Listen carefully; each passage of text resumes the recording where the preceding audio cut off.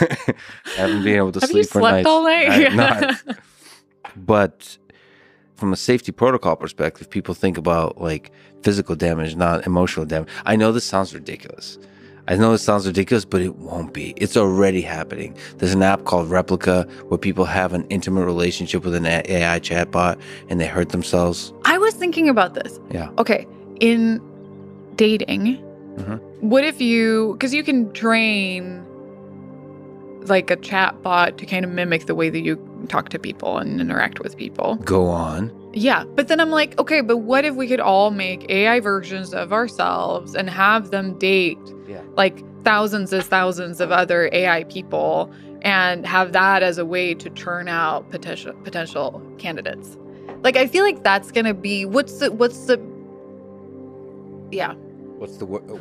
No, but what's the point of like meeting 20 people if you're like, oh, but if we just had our AI versions of ourselves interact, they'd be like, oh, your method of conflict is not going to match. Or what if the AI version of you like sleeps around with all the other AIs and becomes famous for that, and it starts its own OnlyFans, and then and you're like, what did you do?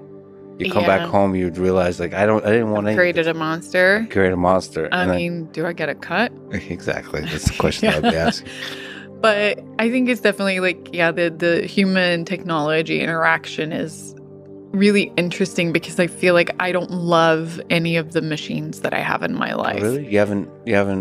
I mean, I don't love my phone. I touch it all the time and it's there and it's like constantly, it's a constant presence, but there's nothing in me that feels like, oh, I love this object. So like I kind of despise it. Well, that might be the way you show love. I don't know. Yeah. That's deeper. Yeah. That's another psychoanalysis thing. So there's not robots whom you've taken apart that you miss? No, they're all terrible. I mean, I have objects that I built that I love.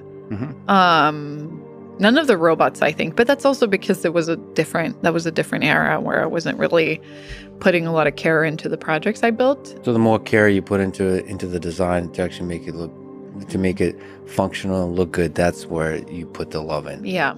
I mean, it is. It's like, I feel like any technology company that figures out a way to get you to actually genuinely love it, or like love it in the way that you would love a pet, there's a lot to be gained.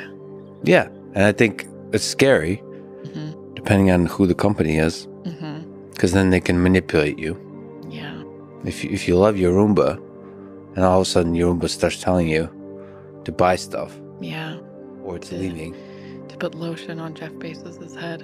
Yeah. Yeah. I don't know where the lotion came in, but yes, maybe buy certain. I just imagine my Amazon Echo being like, hey. Hey. Jeff Bezos is really a great guy. But even though you haven't, do you think it's possible to fall in love with a robot? Yeah. I mean, people fall in love with things all the time. Well, people have fallen in love with your shitty robots, probably. I guarantee you there's people listening to this that are a little bit heartbroken saying that you've never fallen in love with your shitty robot. They're like, but I had a relationship, like I have an emotional connection to that robot. Like the one with a parent pats you on the back. Oh, that one. That one I do like. I like that one a lot. That's probably my favorite, like, shitty robot. Can you explain it? So it's a machine. It was my friend Daniel Beauchamp and we had this long-running joke about a proud parent machine that you could give a quarter and it pats you on the shoulder and says, proud of you. Yeah. So yeah, I still have that hanging on my wall in my workshop. So that one I'm really happy with. I just think it's a really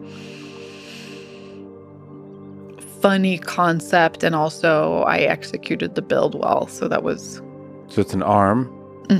Like, what's the build? Yeah, I built it off of an old lamp arm. Yeah, basically it's just a motorized arm and this kind of torso of a person. So it's actually a hand, right?